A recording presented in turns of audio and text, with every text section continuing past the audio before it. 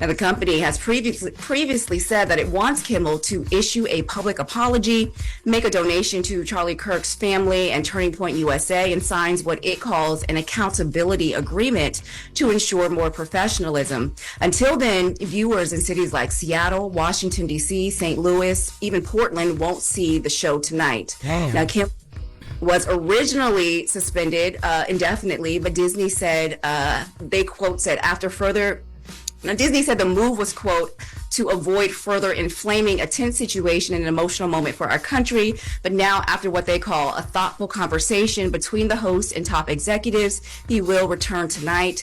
Now, this all comes after Disney is weighing a $6.2 billion merger between Nexstar and Tegna. Their streaming losses are into the billion, with people canceling their subscriptions. And so, but tonight, all eyes will be on Kimmel, what he will say, what he will do. Charlamagne, what do you think we'll see? Will we get an apology? Will it be business as usual? Will he double down? What are you expecting? I hope Jimmy Kimmel don't let them take his nuts from him. I mean, because the reality is Sinclair isn't allowing him back on because Sinclair needs that merger with Tegna to go through, and they need FCC approval. So, I mean, there's really no need for Jimmy Kimmel to come back and, tuck his tail in any way, shape, or form, because it kind of feels like the writing's on the wall. If Sinclair's not bringing your show back now anyway, it kind of feels like at any moment they're going to let that guillotine drop. So you might as well come in there with guns a-blazing. Go out guns a-blazing, man. Yeah. So sources say he will address the controversy some kind of way. So we'll just all tune in. I think the ratings will be really good tonight, regardless of if Sinclair's not going to broadcast it or not. So we'll see. Oh, yeah, because it'll be all over social media anyway. Yeah. All over social media. And you can stream it on different platforms. And, if you haven't canceled your Hulu, I believe you can even watch it on Hulu. So you'll be able to watch it even if your local station is not carrying it. Mm-hmm. And President Trump, he is publicly directing the Justice Department to go after his political opponents, raising alarms inside the Justice Department about ethics, independence, and job security. Now, over the weekend, the president posted on Truth Social that he wants investigations launched into 3 of his most outspoken critics: former FBI Director Jim Comey, New York Attorney General Letitia James, and California Senator Adam Schiff. Now, he wrote, "We can't delay any longer. It's killing our reputation and credibility. They impeached me twice and indicted me 5 times over nothing. Justice must be served." Now, Press Secretary Caroline Leavitt, she insists this is not about weaponizing the Justice Department. Let's hear what she had to say. We are not going to tolerate gaslighting from anyone in the media or from anyone on the other side who is trying to say that it's the president who is weaponizing the DOJ. It was Joe Biden and his attorney general who weaponized the DOJ. Joe Biden used this sacred American institution to go after his political opponent in the middle of an election year. And you look at people like Adam Schiff and like James Comey and like Letitia James, who the president is rightfully frustrated. He wants accountability for these corrupt fraudsters who abused their power, who abused their oath of office to target the former president and then candidate for the highest office in the land. And this is why I understand completely why people are having a conversation about free speech in regards to media. But let's be clear, President Trump has a hit list. Okay, yeah. We knew that this second Trump term was going to be a revenge tour, from Kimmel to Colbert to The View to Letitia James to James Comey to Adam Schiff to Biden. Trump is looking for revenge. Okay. Yeah, for sure. And he fired a federal prosecutor in Virginia because they would not indict Letitia James and all the people we just named. So, he installed someone else. So we'll see what's going to happen. We'll talk more about this at 7. Also coming up at 7, a shakeup at a popular budget airline could send travelers scrambling this holiday season. We'll tell you what's happening. All right. When we come back, let's get it off your chest. 1-800-585-1051. Call us right now. If you've got something on your chest that you want to get off because you're not feeling good about it, you can do that. But if you are feeling good about a lot of things, you can do that too. It's The Breakfast Club. I don't know what the hell I'm saying. The Breakfast Club. Ray! Yo, Charlamagne, Envy, what up? Are we live? This is your time to get it off your chest. I got an indoor pool, an outdoor pool. We want to hear from you on The Breakfast Club. We can get on the phone right now. He'll tell you what it is. We live? Good morning. Who's this? Get it off your chest. Hey, this is Kim from the 843, your auntie. What up, Kim? Listen, man, I wouldn't give them people one nickel. If I was Jimmy Kimmel, I come in there tonight, buck naked. Damn. He ain't got to be butt naked, but he can, he can drag his on him, though. Butt naked from balls to the wall, from the window to the wall. I wouldn't get... Man, listen. Kim, I just want you to know if he come in there butt naked, that's a definite FCC violation, Kim. I just want you to know. She trying to see Kimmel, man. She trying to see Jimmy. Okay, what's the least thing? What? Put a dot on his aorta and a dot to the front? Okay, like that then. But I wouldn't give that hoe speaking all of that hate, her husband, all of that hate. Man, listen here, Charlamagne. Now, they running out. They definitely running out. But listen, they've been ran out, by the way. But he should just come in there. They running out now for real. He should come in there and just tell the truth. Like, that's the best thing Jimmy Kimmel can do tonight. Come out there and just simply tell the truth, unapologetically. I wouldn't give him an apology. Man, I'm sorry. But when I didn't know that part now. What part? I knew some other stuff. The part that he got to give an apology. See, yeah. Channel. Yeah, that's why I don't watch Channel 2 News at all in Charleston. That's Sinclair, and I don't watch them at all. That ain't nothing but pure propaganda. You can turn on Sinclair here, and you can turn on Sinclair in New York, and they saying the same BS. Damn. Well, thank you for calling, Kim. Hey, I love you. And Charlamagne, I was trying to call you for like 3 weeks when you said a wedding will make you cry, because I was trying to get you to come to my wedding. Oh, I was down there for Bakari's wedding a couple weeks ago. Bakari Sellers, he renewed his vows. I heard you. Yep. Well, congratulations. Well, thank you, Jess. Jess, you got to come to Charleston for playing around. I surely do. You are right. I'm well overdue to be there. If we had a comedy club, I'd have been bought Jess. Yeah. Boy, listen, that's what I'm trying to get with you, son. I'm trying to get with you. Okay, we gonna talk.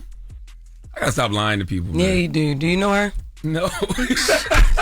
I mean, I do, because she's from the crib, but I mean, it's only 1 degree of separation. I thought she was like your aunt or something. Like, They all my aunties down there. Okay? Get it off your chest. 1-800-585-1051. Call up right now. Tell us why you blessed. Tell us why you stressed. It's The Breakfast Club. The Breakfast Club. This is your time to get it off your chest, whether you're mad or blessed. I hate the way that you walk, the way that you talk. I hate the way that you dress. Everything with me is blessed. Call up now. 800-585-1051. Not just me. I'm what the culture feeling. Get it off your chest. Get it off your chest. Who's this? Why are you screaming at us? Sorry about that. I'm a truck driver, yo. I scream at everybody. Yes, sir. Good morning. How are you? Hey, how you doing? Lauren, Jess, Charlamagne, how's everything? Everybody good. Morning. Yes, sir. Listen, I just wanted to make a comment on what the president said about Tylenol. Oh, yes.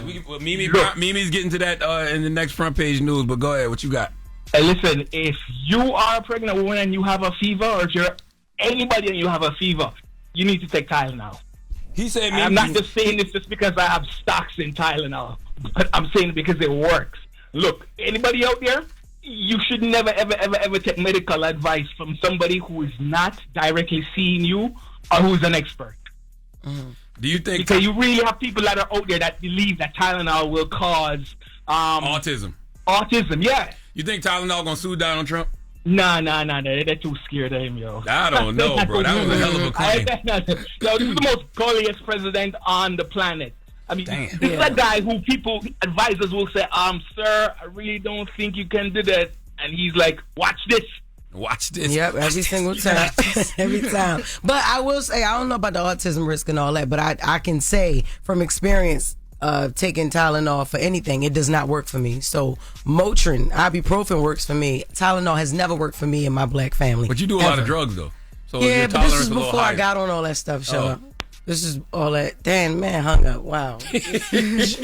No, I do feel what you're saying, though. I like Tylenol, but I like Excedrin and Advil.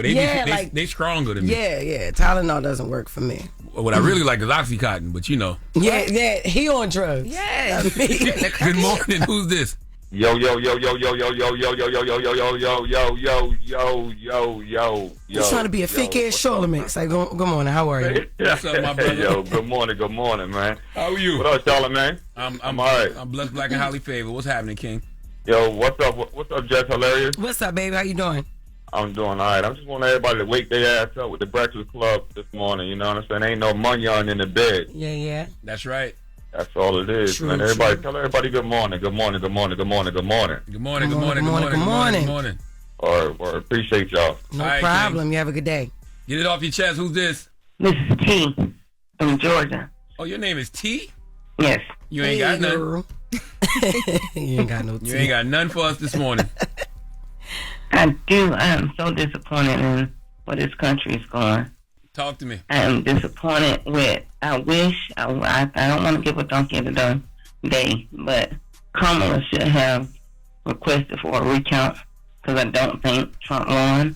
Just like what he's doing for Texas and the Republicans doing. They're trying to keep people from voting and taking over voting areas. He's doing what he always doing, that's stealing. You should go buy Kamala's book. It came out today. It's called 107 Days. Oh, it came out today. That's what's up. Sounds good, but I need you to understand that years ago, the United States looked like heaven to all these other nations. And that's why everybody was trying to get to the United States. Yes, ma'am. And now, everybody trying to leave the United States because of this new president. He ain't new. He just the money. They wouldn't even give Obama a cell phone. And then Trump got all of this access. I'm very disappointed in all that's going on. I've noticed an influx of white men with their American flag T-shirts on. Okay. Well, thank you for calling. Absolutely. Get it off your chest. 1-800-585-1051. You can call us every morning and get it off your chest. Tell us why you're blessed. Tell us why you're stressed. But now it's time for the latest with Loren LoRosa. Loren. I know a perk when I hear one. You know what I'm saying? I'm sorry. What got you? Was it the phone part? She on the perk? I know a perk when I hear one. I'm not saying that she wasn't speaking the truth, but yeah. She was bring the on truth one about this it. morning. Go ahead. I'm sorry, Loren. Good That's morning. all cool, babe. Hey, yes, we do. We have the latest with Loren LoRosa coming up because Diddy is asking a judge to take it easy on him. And Young Miami, she got something to say about it. Okay. She has entered the chat. I ain't heard from Diddy in a minute. He went low after the verdict. Well, sort of, kind of. There's been a couple things, but nothing too crazy. But you know the sentencing is coming up next week. Oh, it's next week? October 3rd. Yes. Wow. Friday, October 3rd. October 3rd is next week? Yes, it's next Friday. It's next Friday. God damn, time. Yes, it's next boy. Friday. So there's some things coming up. So, you know, he's having a conversation. But, yeah, Young Miami is, she's sticking her neck out there for him. It's been a while since we heard from her, too. So let's hear what she got to say. All right. It's The Breakfast Club. The Breakfast Club. Lauren becoming a straight fact. She gets them from somebody that knows somebody. She gets the details. I'm the homegirl that knows a little bit about everything. She be having the latest on this. The latest with Loren LoRosa. Sometimes she have facts, sometimes she have details, sometimes she have a little bit of everything. Well, it's the latest. On The Breakfast Club. Talk to me. Alrighty, y'all. So, yes, Diddy's sentencing will go down next week. It's October 3rd, which is a Friday. And, you know, people have been waiting to see what is going to happen. So, Diddy's team filed a sentencing packet. And in the packet, they're basically pointing out again that they believe for the two counts of the Mann Act, which are the prostitution charges, that he was convicted of, that they should only hold 6 to 12 months in prison on each count. They said this accurately reflects the seriousness of the offense laid out according to his federal conviction. And they mentioned that, you know, with all that being said, he's already done 13 months in the Brooklyn Metropolitan Detention Center, and they point out how horrible the conditions are that he's been living in. They also mentioned that Diddy is now sober, and he's become sober, and this is the first time in 25 years that has happened, and that through the program that he's been, you know, on to be sober, he's actually inspired other inmates. He also says that he has an incident-free record while behind bars. He also says that he realizes how destructive his arrest and conviction have been on his reputation, which have horribly and terribly impacted his business and damaged his family. He also mentions that he has 7 children and an elderly mom who are, you know, all relying on him still to this day for care and support. And because of all this, he's asking that the judge for a 14-month sentence with supervised release, with mandated drug treatment, therapy, and group therapy. That's like another year and some change? Yes. The prosecution wants, 5 years, right? Yeah, men, yes, they want a lot more than what Diddy is asking for. And basically, from the prosecution side, what they've always been saying is that he hasn't faced enough consequences to really feel the impact of what he did. And they feel like he should, because he's basically used to being let off easy because of who he is and, how he's been able to navigate things. But in this packet, there are some character letters that were submitted. One of them came from Young Miami. It's signed Carisha Brown Lee. So in this letter, she says, "Dear Your Honor, my name is Carisha Brown Lee. I'm a mother, a daughter, a sister, a hip-hop artist who has spent many years in the public eye. I want to be clear that I cannot speak on or defend anything that may have happened before I met Sean Combs. I do not condone any wrongdoing. I can only speak from my personal experience from the man that I've come to know over the past 4 years." So she talks about in those years how they were in a public relationship. And she says she came to know a completely different person. She says that Diddy motivated her. He believed in her. He helped her grow both professionally and personally. And she says that she's writing this letter because she believes it's important to the court to know the side of Diddy that isn't always seen or spoke about. She says that he pours into others. He gave opportunities. He leads by example, and he is deeply loved. She also says that he helped shape her both professionally and personally. And not only did he motivate her, but he believed in her. He believed in her dreams. He was very present for her family because that's what he's known to do. He's a family man. No matter how busy he is, he never missed holidays or special moments with his family either. She says one of the most meanful memories was when he took her to her first Met Gala. Y'all remember they were on the carpet and it was like such a big deal. Marnie, Beyonce's stylist, styled her. It was a big thing. She says that it wasn't just about the event. It was about what it represented. Sean has always made it a priority to open doors for Black people, to make sure we are seen, heard, and valued in spaces where we've historically been excluded. That night reminded me that we belong in every room, at every table, and at every conversation. He's constantly encouraging me and so many others to dream bigger, walk in confidence, and never shrink who we are so that others are comfortable. How's she signed it? She ain't signed in Young Miami, did she? No. It's Carisha Brown Lee. Okay. Yeah, she can't. That judge does not know all of those, those things. I respect the letter, though. Yeah, I was going to say, that's him from her perspective, what he has done for her and her family and everything like that. And so, yes. Yeah. And she talks about a lot of the inner work. She says that, he's done a lot of inner work. He made the choice to check himself into anger management, start therapy, and, continue physical healing through therapy. Well, that's going to be a continuous process. Yes, but to me, that was the mental and emotional aspect of it. Oh, 100%. And also, too, it's only been 13 months. You know what I mean? Like, that takes a long time.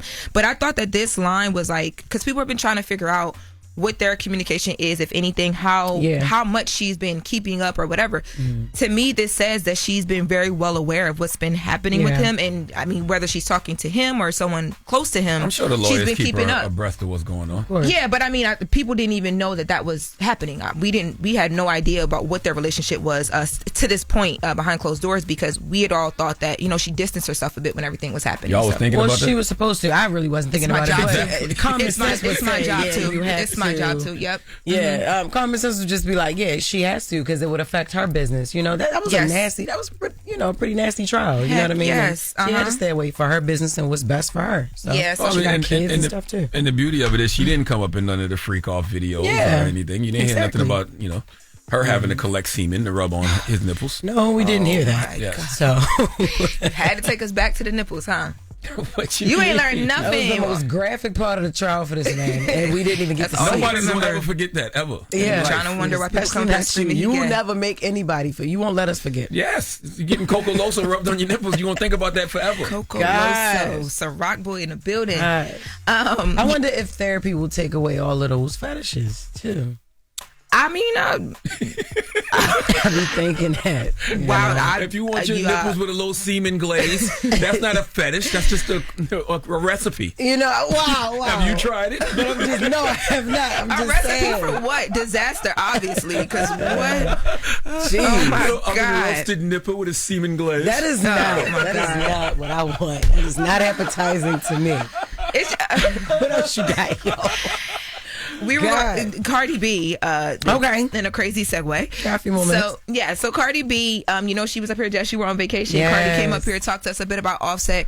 And when she was up here with us, we talked to her about what their situation and the temperament of her and Offset's relationship is now. She said that it was not the most cordial. We actually have her comments. Let's take a listen when she was here.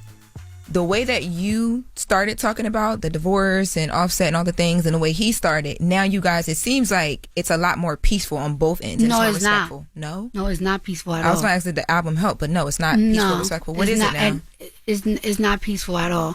I can't even talk about it because it's like court thing, but it's like it is not peaceful at all. When you heard his song "Move On," Offset's "Move On," what'd you think? I laughed. Whatever. You let the world think what they want to think. People see it. I don't bother nobody. They can't prove that I bother them. Did it hurt your feelings when he said you couldn't cook? No, because you know that. But now you got all these that cook for you. Why you still bothering me? After everything, do you think love and marriage is still worth it? I think it's worth it. Well, you get married again? Mm-hmm. I will get married again, but not as quick as I got married the last time. Mm-hmm. It's a lot. It's really a lot. It's actually disgusting. Well, baby, listen. Cardi B got on Twitter Spaces last night and she gave more detail about what it was she couldn't talk about and what is so unpeaceful with her and Offset. Let's take a listen. Stop saying, oh, but you're still married. No, I'm legally separated. Y'all want to know the tea? The only way I could get out of my marriage if I pay for somebody else's taxes, even though I pay for my own, and give them one of my properties. I'm going to fight for that. This is not no love And like I said, I'm not going to stop living my life because on a contract, I'm practically still married because somebody want to hold me hostage if I don't give them millions of dollars to get out of it. Y'all want me to remarry and stuff, to have another baby and stuff like that? I don't like broken homes. But guess what? Like my kids, they don't give a f***. You want to know why my kids don't give a f***? I'm separated from their dad. It's been a year and their life have not changed. They wake up at the same time. They have fun at the same time. They do whatever the f*** they want. Mm-hmm. Yeah, now back in May, remember we were having that conversation that there was a updated or amended filing in a divorce that Offset was asking for spousal support. Cardi did talk a bit about, just fighting for her money while she was here. So he won't let her out because he wants millions of dollars and one of her properties. According to Cardi Jesus. And so in a divorce, because, I've never been divorced at all, right? But I'm just saying, like, that, I know things can be prolonged and take, long, but it has to be agreed on both ends to end it. Like, she can't just be like, no, that's mine. I mean, she can. That's what she's doing now. She's fighting and saying, no, that's mine, or no, I don't want to give it. But then his side can go back like, no, I want that. Yeah, blah, blah, blah, blah. You can go back and forth. And ultimately, a judge makes a decision. Remember in Simon and Portia? A judge makes a decision ultimately, and then you can try and appeal it. But it's a back and forth of, I deserve this, I deserve that, I deserve that. That's why a lot of people say they don't ever want to have to go through divorce. And divorce is messy because, you just see different sides of people and you go through stuff like this. Yeah. Well. So wishing Cardi and I'm glad wishing she's both excited. of them. She's happy. It's a peace. Well, Am I the Drama is available everywhere you buy music now. Absolutely. Her life has really been the real rollout, which is insane. Yes. Go stream it. When we come back, we got front page news with Mimi Brown, and Tiwa Savage is going to be joining us this hour. It's the world's most dangerous morning show, The Breakfast Club. It's the world's most dangerous morning show, The Breakfast Club. Charlamagne the God, Jess Hilarious, DJ Envy. Envy is off today, but it's time for front page news with Mimi Brown. First, I want to tell y'all that the Detroit Lions beat the Baltimore Ravens 38-30 last night. I told you I don't care about the NFL this week, okay? You saw what the Bears did to my Cowboys, so I don't even care about the NFL this week, okay? Yes. Projection. Mimi, good morning. All right. Good morning, Charlamagne. Good morning, Jess. We're going to talk about the White House. We're going to get to where President Trump is stirring debate this morning about new warnings about a popular drug that millions of Americans rely on. At a press event, he pointed to Tylenol, saying it poses a risk for pregnant women, including a possible link to autism. Let's listen to what he had to say. First, effective immediately, the FDA will be notifying physicians that the use of acetaminophen,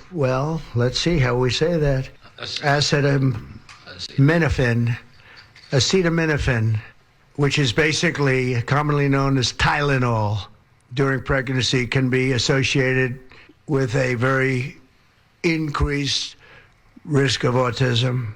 So taking Tylenol is not good. All right, I'll say it. It's not good.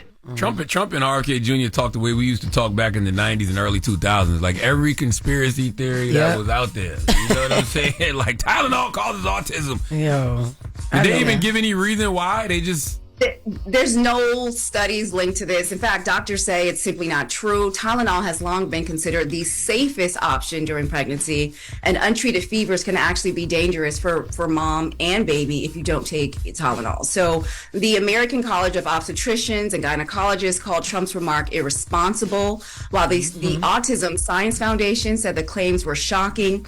And Tylenol's maker is also pushing back, stressing decades of science show there is no link between Tylenol and autism. Why are they not going to sue? Tylenol can sue. That's a lawsuit. Yeah, that's crazy. And then just think about how many people is under this man's influence. If he say stop blinking because it's bad for our head, then his people going to stop going to do that. You know what I'm saying? His influence is big to some people. So just imagine how many people is about to stop buying Tylenol and how heavily that's going to affect Tylenol.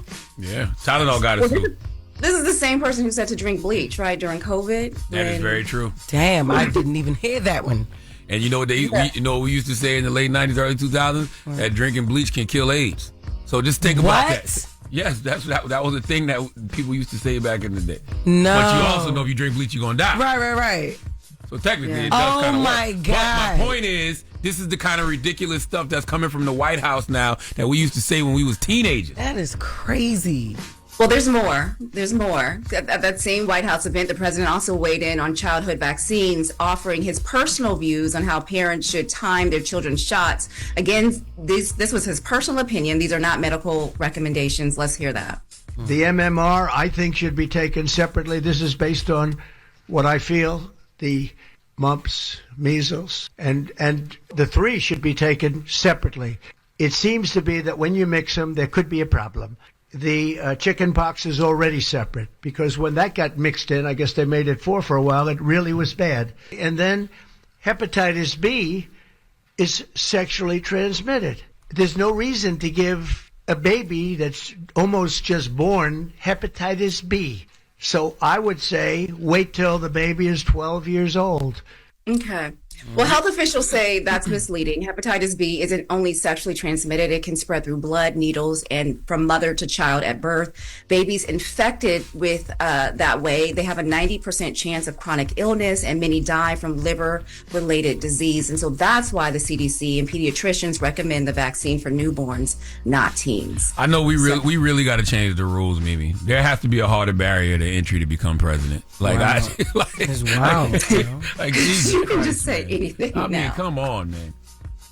So, and switching gears a little bit, and I wanted to talk to you about this, Charlamagne, because I know you read the book. So Democrats are bracing for impact as former Vice President Kamala Harris's new book hits shelves today. 107 Days is her account of the final stretch of the 2024 campaign. But instead of uniting the party, some Democrats say it's reopening old wounds. Now, the memoir takes swipes at President Biden, saying he should have never run for re-election, and even recalling how he called her minutes before the debate with Donald Trump to scold her about criticizing him. That's right. Now, Harris also reflects on people she once considered as potential running mates, including Pete Buttigieg, who she said would have been the ideal partner, but America wasn't ready for a black woman and a gay man in the White House.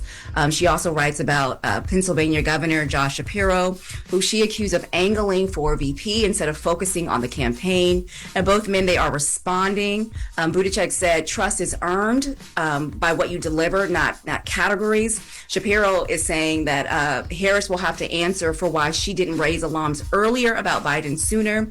And she also mentions California Governor Gavin Newsom, who she says didn't return her call when Biden dropped out, and Illinois Governor J.B. Pritzker, who initially hesitated to endorse her. And the backlash is drawing comparison to Hillary Clinton's What Happened, another post-election memoir that split Democrats.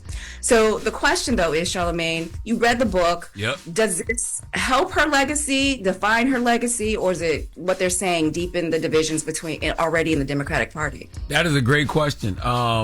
When it comes to the VP, I don't even know if this book is about her as much as it could be a game changer for the Democratic party. And what I mean by that is, I know some people might say, her telling her truth is too little too late, but I personally believe this is exactly what the Democratic Party needs. Like, the inner politics and the BS of the party are one of the main reasons they lost. And she's just pulling back the curtain, on all of it. And I know a lot of Democratic loyalists and Biden lovers, they're going to get in their feelings. But if they read this book and understand, I know she not lying, and they just embrace the things that she's saying, I think it could be very good for the party, because anybody that wants to be the now and the future of the party has to throw that old regime under the bus, and she absolutely did that. But I will say, too, the media is putting some sauce on a lot of things, though. Like, the Shapiro thing in particular, I didn't get that from what she said about Josh Shapiro. What I got from what she was saying is that Josh Shapiro just wouldn't have made a good number 2 because he's actually a number 1. And she was like, you need somebody in your VP that just wants to be VP. And she was saying that Josh was saying he wanted to be in the room on a lot of decisions that were being made. And she was just like, that's just not realistic. But everything else you said, 100%. She was throwing shots. Good shots, though. She did say something like, you can't be a co-president, right? Something like that. You can't be a co-president. Yes, you can't be. You can't be a co-president. And when she was talking about, the funny thing about the Gavin Newsom thing, it's literally just a line, because she has this whole part of the book where she's talking about all the different responses she got from people, and she was like, one of Gavin's text was, "Call you back. I'm hiking." Damn. and he never called back. Okay, so they're putting a little sauce on it. Okay, yes, but the book is great. I'm like, it is a fantastic read in 107 days. Okay. And all right. Well, it comes out today. Go ahead. No, she gave the Breakfast Club, and she gave me and the Breakfast Club a mention too. So I appreciate that. Nice. Yes. All right. Thank you for that. All right, y'all. Well, that's your front page news. I'm Mimi Brown. Follow me on social at Mimi Brown or Mimi Brown TV. And for more news coverage, follow the Black Information Network or download the free iHeartRadio app and listen to VINnews.com. Thank you, Mimi. When we come back, Tiwa Savage will be joining us. She has a new album. This one is personal. You know who Tiwa Savage is. She is the queen of Afro beats. We'll be talking to her about a number of things. If you're a Tiwa Savage fan, you're going to really enjoy this conversation. So join us. It's the world's most dangerous morning show, The Breakfast Club. The Breakfast Club.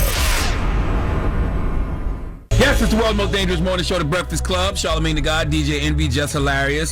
Jess and Envy aren't here today, but Loren LoRosa is. And we got a special guest in the building. She has a new album, came out in August, called This One Is Personal. Tiwa Savage. Yeah. Good morning. How are you? How you feeling? I'm good. I feel blessed. Every time I run into you in New York, you just always look amazing. Really? Yes, Wow, literally, you're one of my favorite people to just run into, because it just be so effortless every time I see you. Oh, thank you, man. I That want means better a lot. for you, Tiwa. Why are you in the same places as Lauren? Your life is amazing. Okay, why are you in the same places as Lauren? That could have been so positive, right? Could have been like, Lauren, you like you were running going into somewhere Tiwa. else. She's in all these great places because she's this huge superstar. Oh, okay, you know what? You're right. Let me change my perspective. You know what? That's right. I was about to say something to you, but not in front of company. Some things you need to change. We're going to be on our best behavior. Yes. Now, the name of this album is This One Is Personal. Yes. When I'm listening to the album, the first thing I think is, who is the man who broke her heart and inspired this? Ooh, yeah, it was hard. But honestly, I feel like it's like a combination of different scenarios. Mm-hmm. I think that there's different things that I've gone through that I really hadn't dealt with, and I was just moving and just going on to different things. So the last one was just really it was really bad. Yeah, it was really. I don't want to give him too much credit because I'm doing way better than him, so I don't want to kick him while he's down. Girl. So were there specific moments or events that you drew on while making this album? Every single thing was something. It wasn't like, like when you're writing or you're in the studio and you're kind of fabricating stuff. No, everything was like exactly what I went through. Every single emotion, every single line, everything was like, yeah, it was deep. So, and that was really important for me for this project, because doing Afrobeat, a lot of times is about feel good, right? But I decided to take a leap of faith and just really pour out my heart, which we don't really get in Afrobeat. That's interesting, because when I'm hearing the album, it does sound like this more traditional R&B. Yeah, right. 100%. So you think it's, I don't want to say impossible, but it's hard to deliver these kind of messages with Afrobeats? I don't think so, but for me, it was hard for me because I fell in love with R&B. That was what really got me into doing music. Like, I saw Brandy, and that's how I was like, yeah, I started shedding Brandy and listening to Brandy. So for me, that's my comfort zone. So when I want to listen to something to evoke some kind of emotion, I go back to my R&B playlist. So I had to go back to that for me. I mean, other people can do it with Afrobeat, but it's not typically what I would do. Yeah, so I went back to my first love. I could feel the Brandy in it, but even too, I think the sound and softness of your voice on some of the songs, which you probably didn't do it purposely, it's just your voice, but it is very Brandy reminiscent. Like, nah, she's like my mentor, man. Like, she's like, she's the reason why I even really got into music was just studying her, like studying her harmonies, her vocal layering, everything. It was just, man. Do you guys have a personal relationship too, or just like aspirational mentor?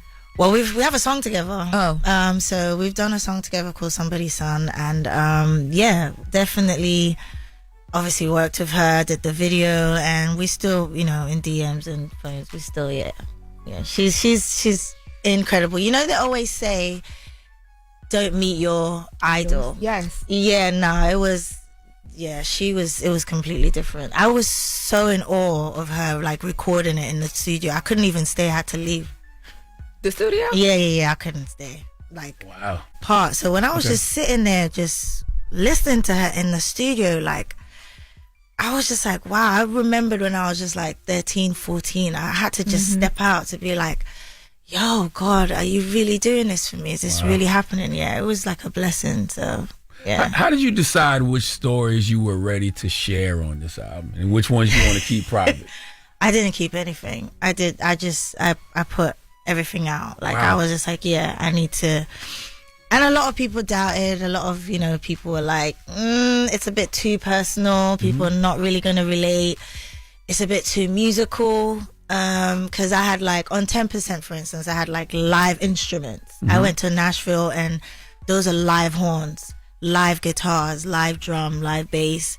I even had like, instead of some songs, I didn't put like a second verse. I put like a musical break.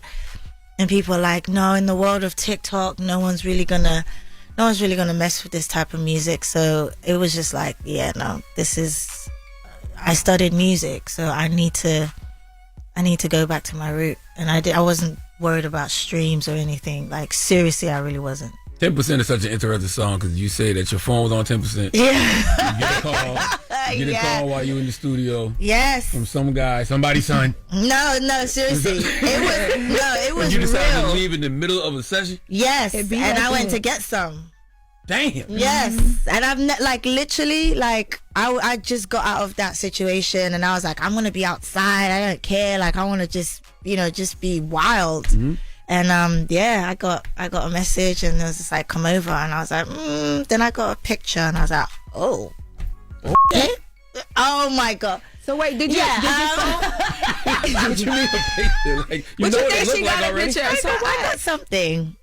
It was a picture, not a video, though, right? No, it was a picture. You know what we call that? We call that being hypnotized. What? How? Girl. If you in the middle of a studio session, you working towards your goals and your dreams, and this man can just call you. And because it's like like when you're going to the gym, you're going to work out so you can free your mind. Oh. Okay. Your phone was on 10% though. Did it die in the car? And you just knew I was fast. That's why I was going fast. I was telling my driver, like, you need to hurry up, because when I get to his place, I want to be able to call him and be like, I'm downstairs. You didn't have to drive if they had a charger? No, it was my car, but it was my driver. Got you. So you didn't have a charger in your car? No, I didn't. You worried about the wrong thing. Okay, she was in the back spraying on a little spray, getting the lip right. Like, she was getting. You don't know. Ready. Yeah. I'm ready. Hold on now. So after you got your mind cleared and you went back to the studio, I didn't go back that day. I chilled. I was like, I wasn't in a rush. He wasn't trying to kick me out. Did you spend the night? What? Or the day? We're getting a bit too personal now. You said that's the most vulnerable you've been this album. We need to know. Yeah, I just want to know creatively what came to you after you came. I knew you was going to be so corny. Addicted. Oh, okay. Okay. All right. Oh my God. Listen, and it said it took you 2 years to make this album? Yeah, it did. Why? Because what were some of the biggest challenges? I would stop and start. Initially, I would a lot of people were trying to convince me to go more Afrobeat. So I would be in the studio and I would record a lot, and then I would listen to it, and I'll stop and I'll say, no, I want to really do this type of project that's R&B leaning, and I have to do it with my full chest. I can't just dabble like I've been doing for years. So it took me 2 years to just, and also like mentally to be ready, emotionally to get through that, to be able to sing. And I think when you want to do like R&B records, you have to sing. You can't just, I can kind of get away with it sometimes in Afrobeat, but vocally I had to get my chops up. So it took me a while. In what ways do you think this album marks your growth, though? Not just as an artist, but as a person. Musically, I think you can hear like you could just hear like there's growth, and there's confidence in like me attempting to do this. Like I said, like a Nigerian girl doing straight up R&B. Yeah, it just shows that I'm in a space where I'm not doing music for TikTok moments. I'm not doing songs that, yeah, you can hear that this song, this 20 seconds of this part is going to be a viral moment. You can hear that I'm comfortable and confident in the woman I am now, musically and just in life. What came out of the process that surprised you about yourself? Saying no. Yeah, I feel like I used to be a people pleaser. A lot of the songs that became huge for me, I didn't like them. A lot of my hit records I didn't like, but I said yes, and but I've learned how to just say no, but say it in a gracious way. Like in the session, I'll say to the producer, that's not for me. It's a great record. It's going to be a hit. Whoever's going to do that, but that's not where I'm at. Boundaries are important. Very, very. But when you set boundaries, it's lonely. I never realized how many people I was going to lose by setting boundaries. One thing I respect about what you just said, though, you said that, you did songs that you didn't want to do, but they were still hits. Yeah. So a lot of people, you talk about programming earlier, a lot of people's default setting would be like, well, let me just keep recording these songs because they work. But they weren't making you feel good. No. Even with the success. Yeah. No, I mean, it felt good to do. See, I listen to, like, I would listen to, like, my label or whatever and be like, okay, I'll do it. And then if it works out, I'm like, cool. You were right. I'm glad I listened to you. But I have to listen to myself as well. And I have to motivate myself and challenge myself and be like, yeah, no, I've done this for the past 10 years. I know how to do those type of Afrobeat hit records with my eyes closed. I'm not excited anymore. Like, I want to be able to go on stage and sing records and have people crying, or like look at them and they know, or I feel that they can feel the music. Like I need that in my catalog. Not everything is about this car and that and look at my diamonds and I'm the savage and I'm this. Like, okay, we get it. Yeah. Give me something that's gonna make me feel something. Yeah. Like real substance. Yeah. I needed that. Yeah. You mentioned how coming to the U.S. gave you like kind of like a fresh start, and you mentioned some of the controversies that that you've been through. Yeah. How exhausting is it to go through things like the controversies that we've had to see you talk about publicly, and then come back out with music, and people gonna want to talk about these things? It depends what controversies. Wow, it's been a lot. The type of person I am, I've said this before. I laugh about things. I laugh, like I would make fun of myself because I feel that was how I would cope with it. I feel like if I make fun of it and I pretend like it's not really getting to me, that's how I used to deal with things. And I would put it in my music, the way I would put it in my music would be like, when I talked about the sex tape and Loaded, and I said, who's never had sex before, but and that's how I was able to kind of like try and get through it. But in hindsight, did I really deal with it? I don't think so. And that's what I'm doing now. It's like, I was hurt, and it's okay for me to say I was hurt. I was a victim. It happened to me, as opposed to just trying to let me make a hit out of it. And, I don't care. And, so now it's different. Yeah. Now it's like, I'm living in the truth, in my truth, and admitting to myself that, that hurt me. But why couldn't you admit that? Of course that would hurt you. If somebody tries to blackmail you over a sex tape, yes. My people didn't see it like that.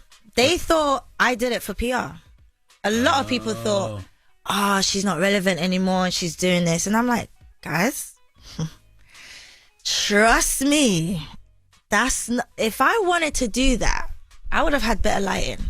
I would have, I would have set it up right. I would have been in sexy lingerie. My facial expression would have been not what it was. Like, you know what I mean? It would have been completely different if I really wanted to put that if out. you was performing. Yeah.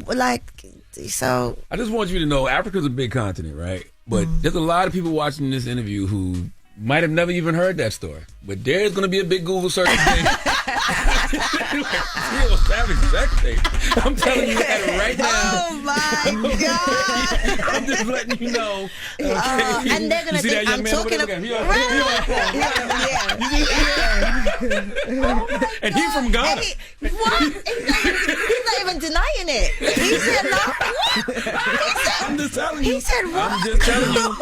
Okay. Look, just plug the song too, so they listen to that. Right. But whatever happened to what was the end result of that? Like, did you figure out who was trying to do the extortion? Were they arrested? Like, what happened? No, I didn't. I didn't pursue it. We tried actually, but we couldn't. And me trying was just it was just too traumatic for me to keep talking about it and just. Yeah, like I said, I just wanted to just move on. Yeah, just move on from it. I'm sorry that happened to you. No, thank you, man. But I think it's also you're from Nigeria, so it's it's very religious and so it's like they probably was a lot harder on you. They were like, how can you at your age have a sex tape with someone? And I'm like, first of all, I didn't even know. Like you could don't watch it, but I didn't know it was happening. And the person was my boyfriend at the time. Mm-hmm. So even if I wanted to do a sex tape, that was my boyfriend. But they saw it as being immoral. Mm-hmm. They thought it was just dirty. And I'm like, I know what some of you guys do is even worse than this, but I was a scapegoat. And that was painful for me, man. It was really painful because they brought my son into it and said I was unfit mom. Like, my son's going to grow up and see this and he's going to be disappointed in his mom and how can I do this? And my parents, I had to talk to my parents about this. And yeah, it was that hurt me more than the actual thing. Wow. Yeah, it hurt me more like you're saying that I'm a bad mother for having sex. For something that was out of your control. Yeah, thankful my family. The first thing my mom calls me and she's like, "I'm just happy you're getting." That's right, Mom. In her own words, she's like, "Don't listen to them. I'm just happy that you're enjoying yourself." And I was just like, "Whew."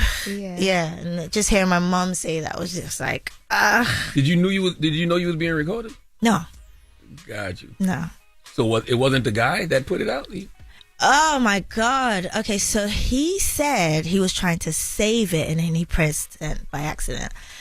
Again, and I later on found out that it was a bet. It was that he really bet with his friends or whatever. And it's like... Was he younger than you? No. Oh, okay. Yeah. Because I have a theory. I always tell women of a certain age, but leave these young boys alone because they're recording everything. What? Yes. Yeah, now I'm not going to anyone's hotel. You're coming because you can have cameras hitting and you're coming to my safe space. But I'm not coming to your hotel to meet you. You're coming to my place, or I'm getting a hotel because I'm not bringing you around my son. We had Davido here on the show. Oh God. Well, he mentioned while he was here that that I saw a clip.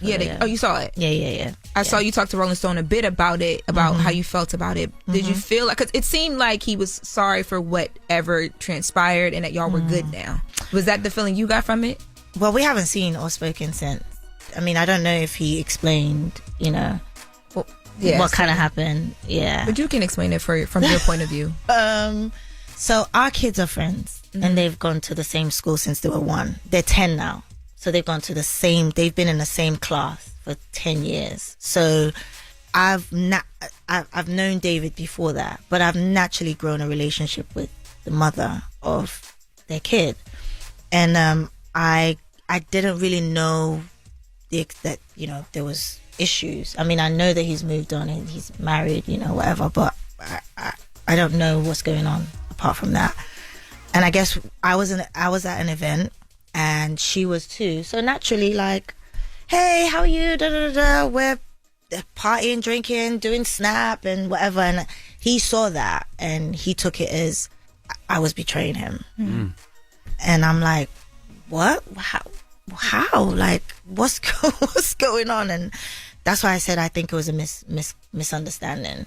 Like, he felt like I knew what was happening and I was on her side, and that's not the case. Like, this is just a woman that I know who's the mother to my son's friend, and we were at a social gathering and I see her and we're chilling. So like I said, we haven't seen each other since, and even if I did know, I don't think I would have chosen a side either. Like, I don't think I'm gonna be like, oh, because you guys are having issues, I'm gonna be on David's side or I'm gonna be on Sophia's side, because our kids are friends. That's right. And it's not my business to take sides. Like, just like, I don't want anyone to take sides with my situation. It's between me and the father of my son. I don't think anyone should be dragged into it. But again, he felt like I should been loyal to him in that situation. But yeah. How did that turn into you submitting a letter to the police though, saying if anything happens to me, it was him? So I think out of anger, maybe he might have made threats. Do I think he was really gonna go ahead with it? No. But again, I'm not taking any risks. Like, I feel like you could be saying it around people who want to now act out on what you're saying. Do you get what I'm saying? And you know how it is when your crew and his crew and it might not even be he and I directly, it might be someone from my crew fighting his crew or whatever, and it escalates. Again, before I did that though, I reached out to members of his family. I'm not going to say names, but people that are older than him, and I said, listen, I'm hearing threats. Can we solve this? And none of them came back to me. In fact, one of them was just like, do what you need to do. So I was like, all right, cool. Damn. Like, just for the record, before I do anything, can we solve this? And yeah. Well, he said you're like his big sister, and he will always love you and would never let anything bad happen. So we just got in a little argument. It was nothing, you know what I'm saying? It was just like brothers and sisters arguing, you know what I'm saying? Y'all cool now? I haven't seen her since then, to be honest. But she did reach out, and you know what I'm saying? So if it happens, it happens. And no bad blood. I love her. I love her child, and I saw him grow up. Yeah. You know what I'm saying? She's an amazing person. She changed the game for females, you know what I'm saying? She'll always have that respect, that's my sister. Like, I would never let nothing happen to her. Right. She knows. No, yeah, that's why I said, do I think he was ever going to carry out? No, I think it was just, David is such a joy, like, he's just a joyful person, but like, no, when I said it, and he doesn't mean it. So, I feel like that too. I feel like he is like a brother to me, and that's why it hurt. And we haven't seen each other, and I'm sure it's going to be all love. It's definitely all love from me. And I want him to know, I haven't spoken to you, David, but I do want you to know that I do love you, and I would never betray you or like take sides. I just want you to know that I'm always putting our kids first. So, and that's why I just feel like I have to be respectful to the mother of a child. See, that's love right there. Yeah, man. So why'd you say the big three? Oh my God! That's just some music stuff, or you? No. Like, No. So not them, like, but the narrative of the big three. Got you. That narrative, because this is a continent. This is so many artists, and we keep reducing it to three artists every single time. When we have Diamond, we have Flavor, we have Yemi Alade, we have Thames, we have like the list. Asake and Rema, like and Thames. I love Asake and Thames. I'm like, they're my two right there. Yeah. And I'm like, they're like, and we don't include them in the top three. Why? Like, so I'm like, F that narrative. Yeah. Wonder why that is though. I mean, you're right. It's like you hear Burna Boy, you hear Wizkid, you hear Davido, but for me, being that I listen to a lot of Asake, and listen to a lot of Thames, right? I'm like, I don't know. I wonder why it is just those three. Is it sales? Is it maybe? Had out of the contract? And I think they have a really strong fan base. So their fan base is very, they're active. Yeah, they're very, very active. Even you got to be in that conversation as well. Like, I mean, you know what I see people do a lot, and I don't know if you see this too.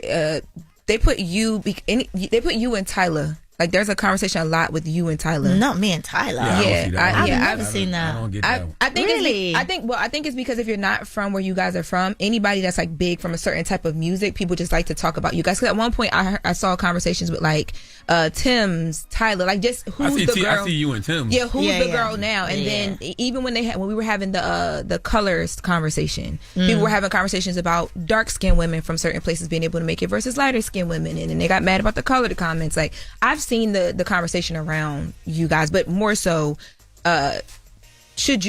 more so of like a skin color thing. Oh really? Yes, I've seen that conversation. I've seen you, Tim's, and Star Ira Star. Ira Star is like, you're like she's kind of like, you big up her a lot, right? Yeah, I love Ira. I love Thames too. I don't see hate, like not hate, but comparisons with you and Ira Star. Really? Well, maybe because I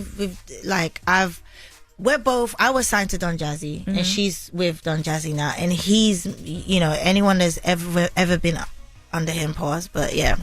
No. You've been in New York. Yeah, pause. I know that's right. No, I don't want this to be taken out of context, but yeah, anyone who's ever been associated with him knows that he does not play that. So and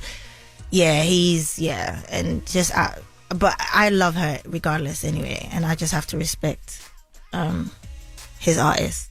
But regardless of that, I love Ira.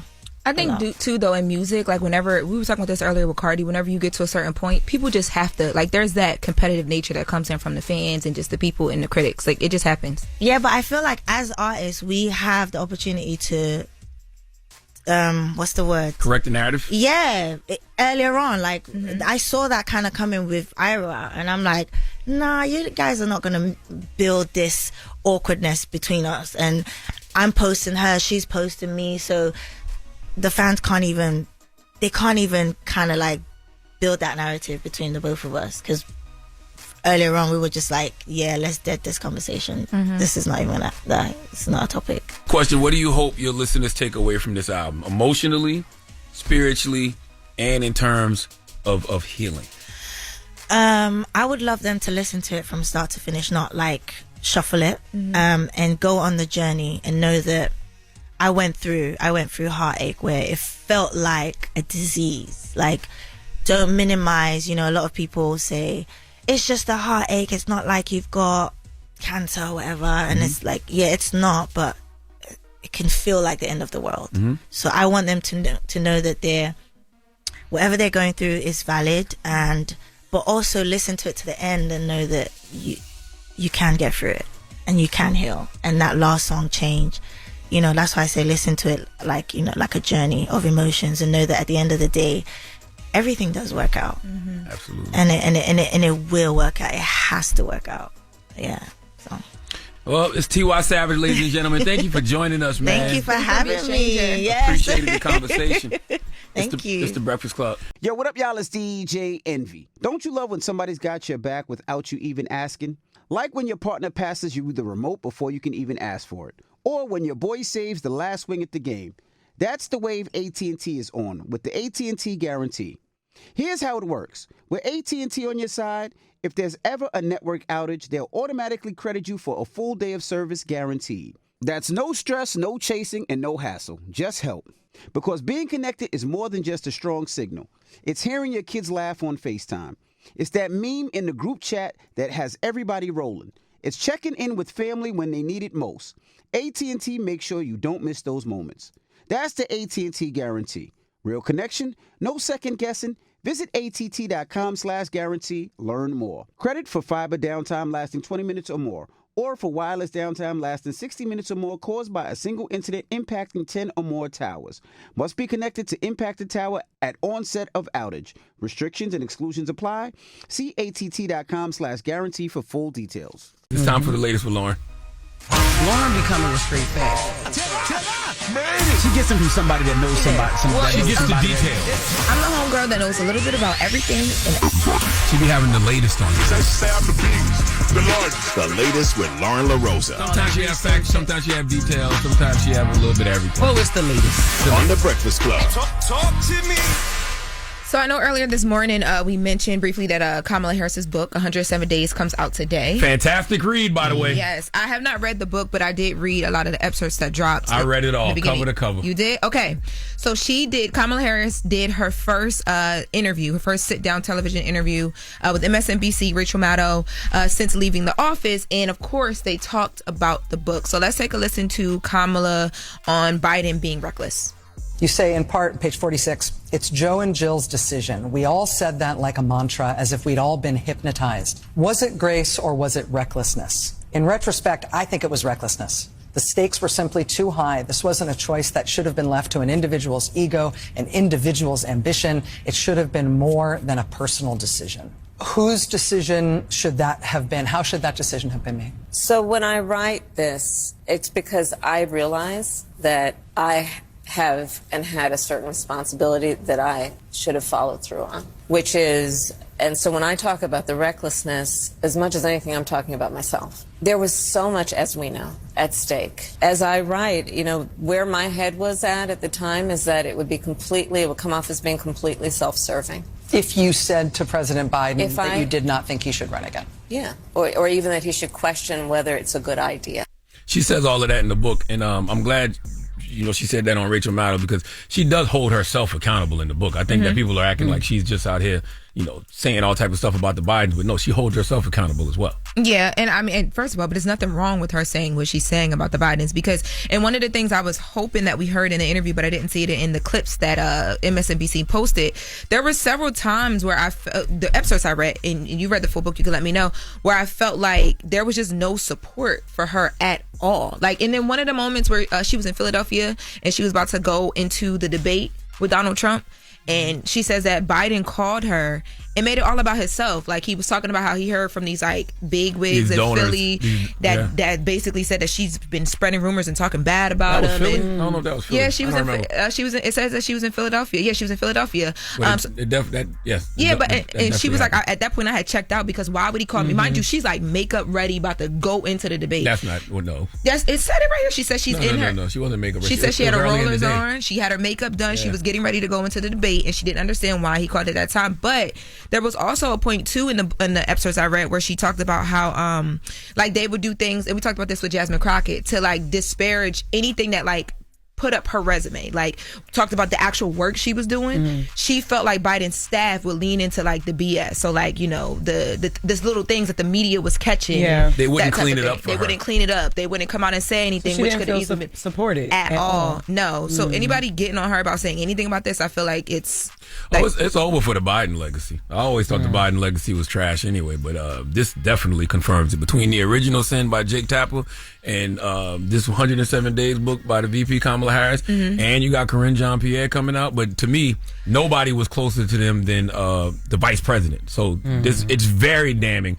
what she says about Biden in the book. To me, I think the Biden legacy is trash. I was looking forward to Karine Jean-Pierre actually coming out. I only was because in Kamala's the excerpts that I read, there was one point where she says that it could have easily been, she mentions her, she says that certain things could have easily been said, and you had Karine Jean-Pierre at the helm of the media, and it didn't happen. I feel like she was waiting for the black woman to be like, nah, we can't do this to her, and it didn't happen. But I don't remember that now. Yeah, I'll show you the excerpt in Atlantic where she says that. I read the whole book though. She literally names her. I did it on my podcast later with Loren LoRosa, and we actually read the excerpt. So if you need a refresh, said she wanted Karine Jean-Pierre to come out and say what? She didn't say that she wanted her to come out and say anything. What she said was that there were certain things that would not be cleared up in the media, and then she mentions Karine Jean-Pierre would be the person who would be at the helm, like she's right there speaking to the media, but nothing would be said. So from that, you can infer that she wanted somebody to come out and say, this is not what's happening. I need you to speak for me. And she's looking at the black woman to do it, and it didn't happen.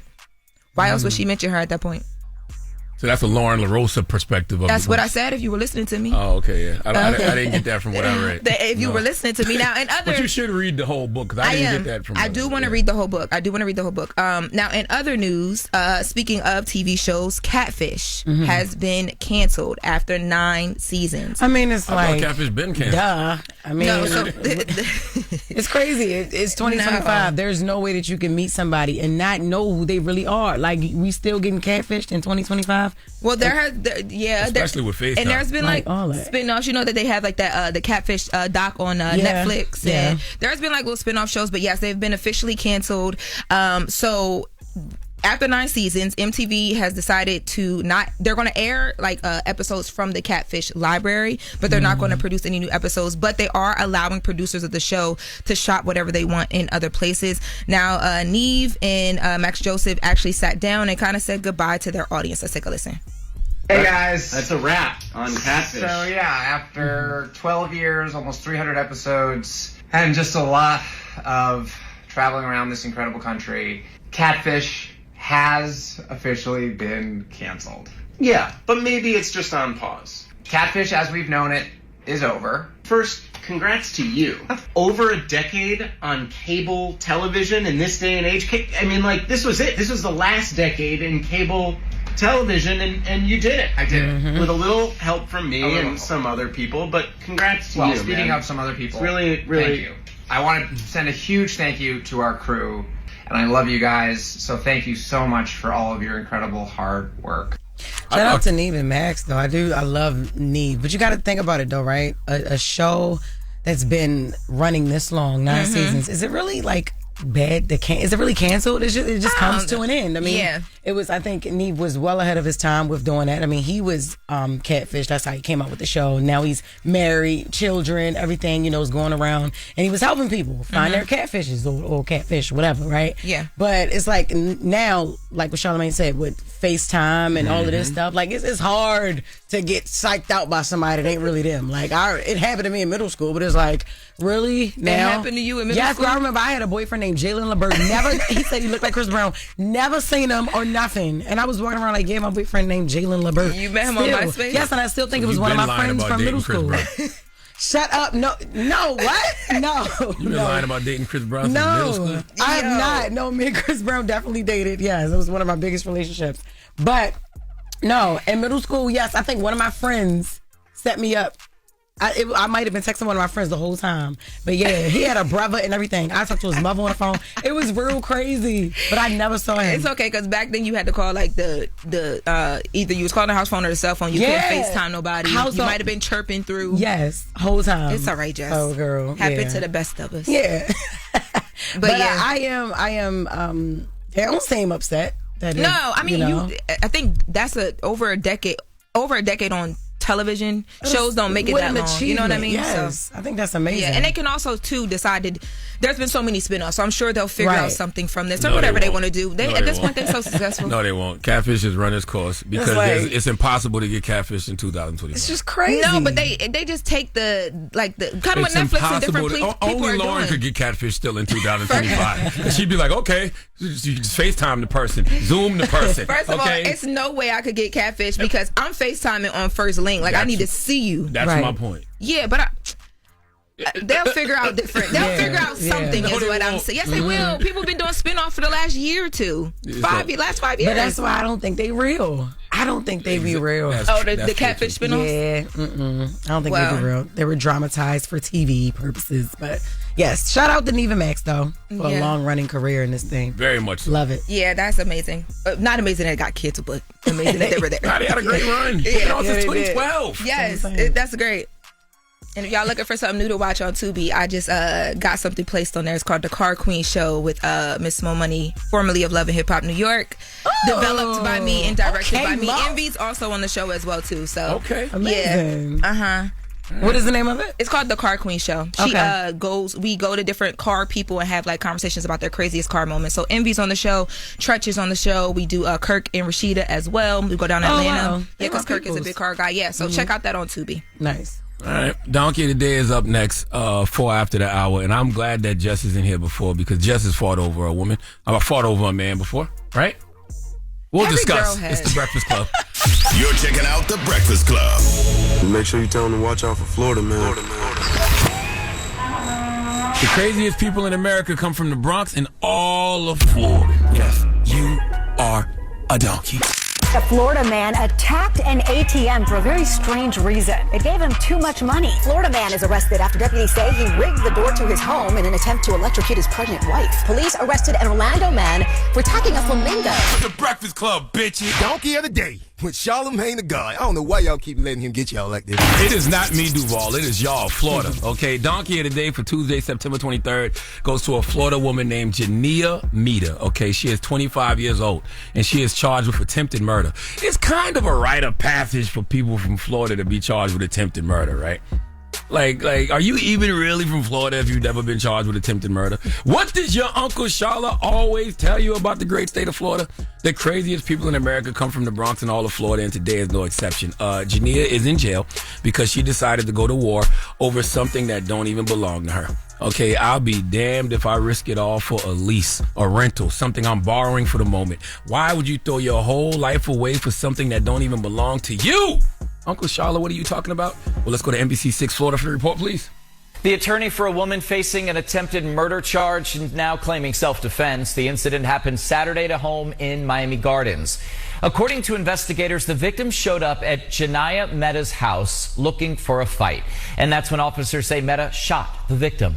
That victim was taken to the hospital and is in stable condition. Police say Meta admitted to the shooting. During court yesterday, her defense team argued that Meta was exercising her right to defend herself. The judge denied bond and ordered that she cannot be in contact with the victim. See, this is why the elders tell you not to be shacking up with no man.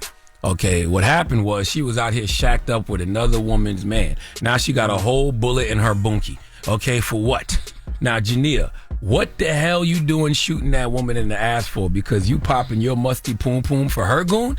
Okay, you should have told that man to get the hell out your house, let him out the back door so he could have walked around the front, and then he got to deal with his woman. Okay, she not really mad at you.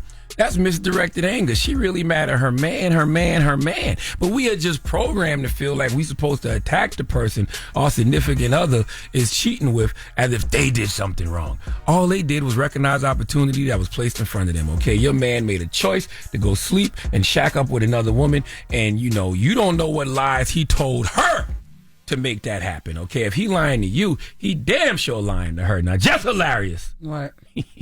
I'm going to ask you a question I already know the answer to. What? Have you ever attacked a woman over a man? Yeah, but I don't remember. Oh, you don't remember? Yeah. I done heard this story in detail.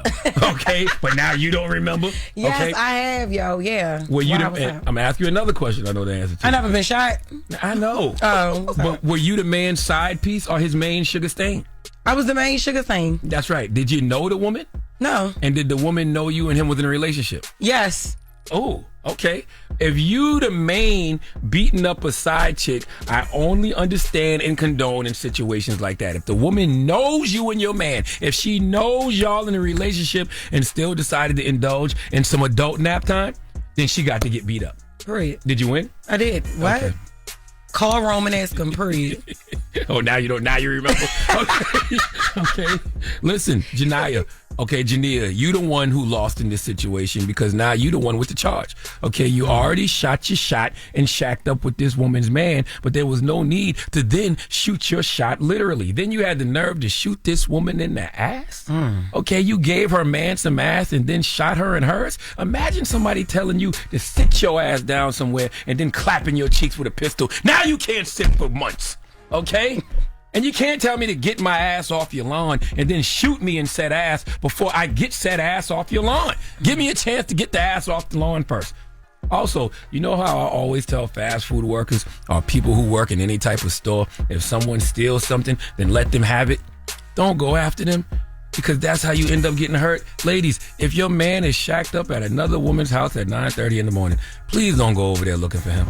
Okay, I know y'all call men dogs, and when a dog gets loose and runs off, you go to the neighbor's house looking for your dog, but that only works with four-legged creatures, okay, not literal men. If your man is at another woman's house, let him stay over there, okay? You catch him later. Catch him in traffic, okay? And I know what a lot of y'all thinking. Jania pulled her pistol and shot this woman in the ass. That's not the back shot she's used to. But I know what we're thinking right now. What does her ass look like? For this woman, Jania, to aim for the ass and hit it, she must be triple cheeked up. Okay, what's her Instagram?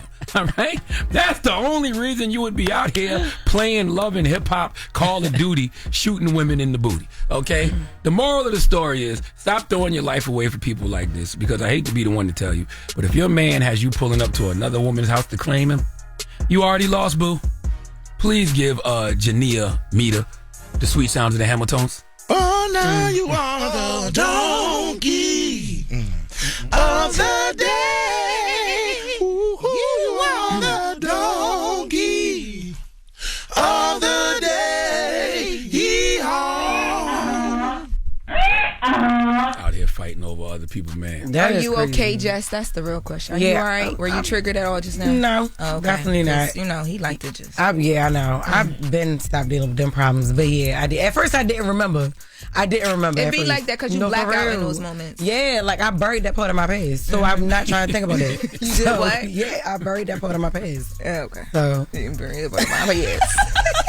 Well, speaking of love, we had Tiwa Savage here. Yes. Last hour. And she was saying how she doesn't feel like she could ever be in love again. There's a song on her album called I'm Done. Yes. Can we hear what she had to say? On the song I'm Done, you say you don't want to love again. Yeah.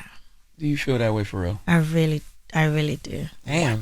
Yeah. You gotta be careful what you say to the universe now. That place was dark, you know. It was for me to. I'm scared that someone's gonna come or the right person's gonna come, and I'm just gonna project my trauma on them because I'm going to give everything. I'm really, honestly going to give everything. And can I really do that again? And just unless God opens up the heavens and says, "This is my child. This is who you're supposed to be with." I can't see myself opening up like that again. I love how honest she was about it. Mhm. Right? Yes. That means whoever before, just took her through, dragged her by. Oh my gosh. Very self-aware that she knows she would project her trauma onto another person. She knows she needs to do the work and become a better healed version of herself before she gets into another relationship. Yeah. I don't know how many women can actually admit that though. I would love Not to while hear you're from going you. through it. It's normally not while you're going through it. So that's why it was big for her. Because when you're going through it, you still try. Like you just be going and doing stuff, trying to get through what you think you're feeling. When did you know that you were healed enough to be in 2 relationships, Lauren? I'm not. Oh my God. I am not into relationships. You have not healed I at didn't say all. that. Do you go to therapy? I didn't say that. Don't you do the therapy thing? I didn't say that. But what happened? Was you was in a tumultuous relationship. I was, and Yes. it took me a while to figure out. You need to just leave people alone for a second, girl. Like you doing things that you hurting people. Because at one point you be out on vengeance, like no, people's sons need to feel Right, this. and it's not, and you be doing it to the wrong sons. When you're single Oh, gosh. and you're going through you get a little hurt phase, whole phase, Yeah. you do feel like that. Yeah. And then I started, I don't know, I just woke up one day and I was like, I don't want to be that person to somebody. That doesn't. It didn't You feel gave good when somebody it else the happened to me. power over you. Yes. Right? And then you be thinking you winning the whole time and you start feeling things for people and it's like, but you didn't drag this man through the mud. Yeast infections is Oh my God. When the little yeasties come about, yes, girl. yes. You be like, Yeah. That's when them little coochie farts be even smelling. You be like, what the hell? Yep, it's me. It's me. BV. It's me, not you. BV. 1-800-585-1051. Who else has been with Tiwa Savage is right now? I want to talk to you, okay? I want to talk to you if you've been going through it or if you're going through it currently. And please keep in mind, I find your pain hilarious. It's The Breakfast Club. Pull out your phone. Call in right now. Call me. Add your opinion to the Breakfast Club topic. Break it down. 800-585-1051. The Breakfast Club. Steady calling my phone. It's topic time. Call 800-585-1051 to join into the discussion with the Breakfast Club.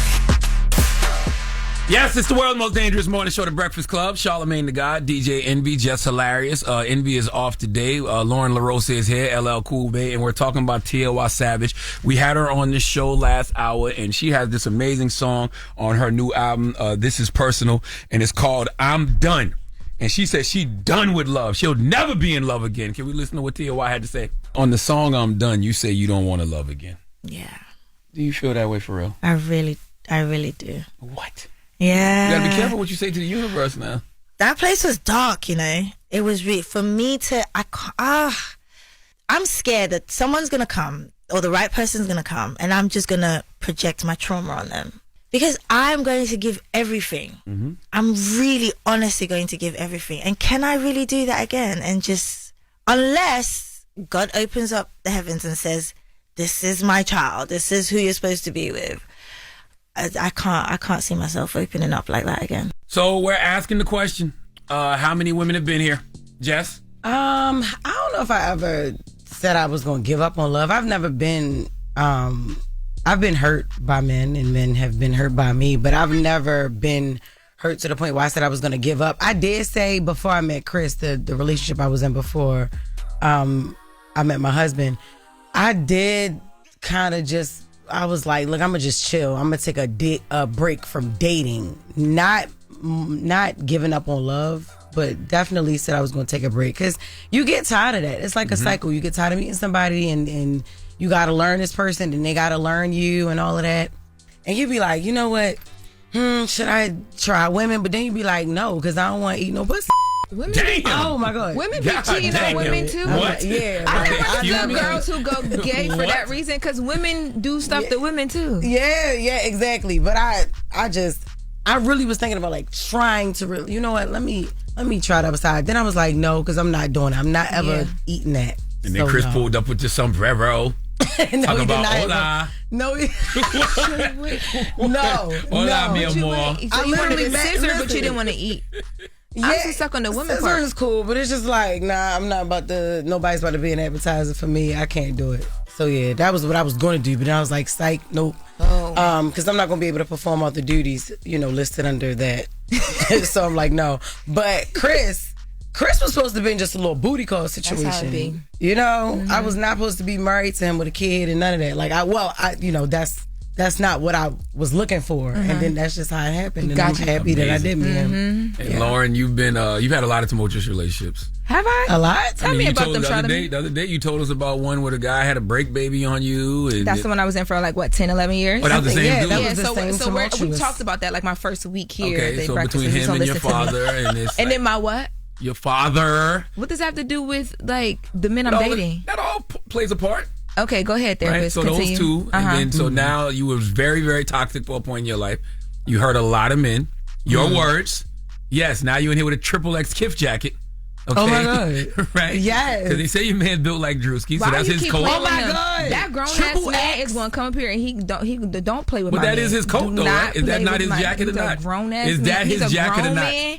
Do not play with him. Triple in here. X. Baby, don't. Is that his jacket or not? I don't know what you're talking about. Go to the phone. Good morning. Pissing me off. Good morning. Why would you say that? Good morning. Who's Don't this? talk about my man. Hey, it's Paulina. Hey, Carlina. She got some. Tell us It's about Paulina. I think I called y'all last week about my weight or whatever. your what? About my weight last week with Just with the Mess. I called y'all last week. Oh, about her weight. Oh yes. Oh, okay. Yeah. Okay, tell us about What's your up, boo? pain. Do you ever want to love again? Do you feel like Tiwa Savage? I actually did. And before I was a mess, I used to rant through men like whatever. I didn't care if I get feelings or not. I did what I wanted to do because somebody hurt me. And I gave her to people the unhealed version of myself, which was destroying me, the people I loved one.